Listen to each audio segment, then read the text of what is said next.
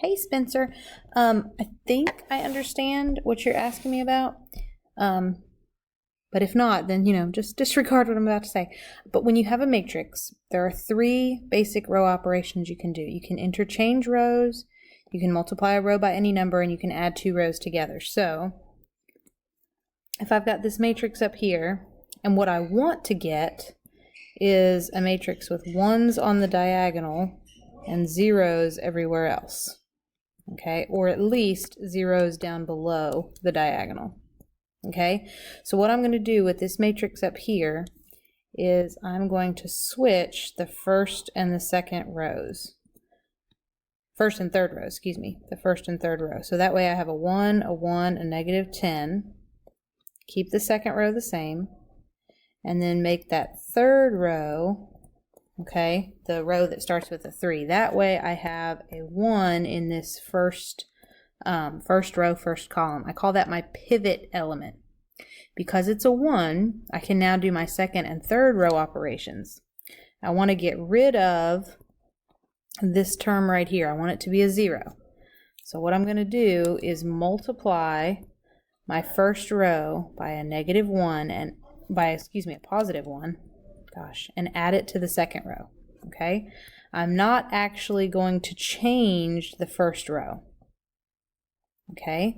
So I'm just going to kind of do this in my head. I have 1 times 1 plus negative 1 is 0. I'm going to go over here. 1 times 1 plus 0 is 1. And over here, 1 times negative 10 plus 7 is negative 3. Okay, and what that did for me is it gave me a 0 in that second row, first column. Okay, now I'm going to go back with my same pivot element, first row, first column, and I'm going to multiply by negative 3 and add it to the last row. Negative 3 plus 3 is 0, so that gives me a 0 there. Okay, and I have to do it to the whole row, so negative 3 times 1 and then add would be negative 8. Negative 3 times negative 10 is 30, plus 36 is 66. Okay?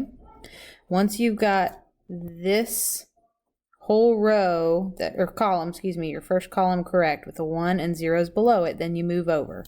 You move over a row and a column. Okay?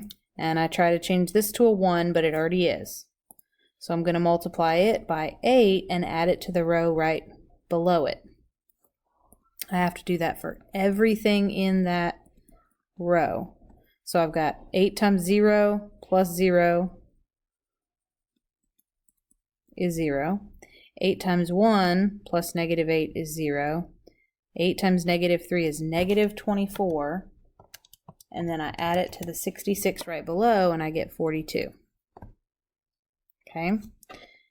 And then remember I can multiply a row by any number, so I'm going to multiply this last row by 1 over 42, every element.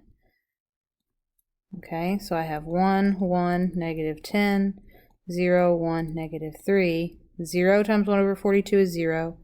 0 again. 42 times 1 over 42 is a 1.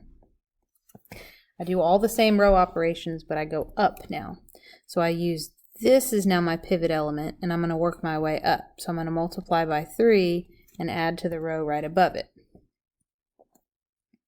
My bottom row, I'm going to keep a 0, a 0, a 1, because that's exactly what I want. So look, 3 times 0 plus 0 is 0. 3 times 0 plus 1 is 1. And 3 times 1 is 3 plus negative 3 is a 0. Okay.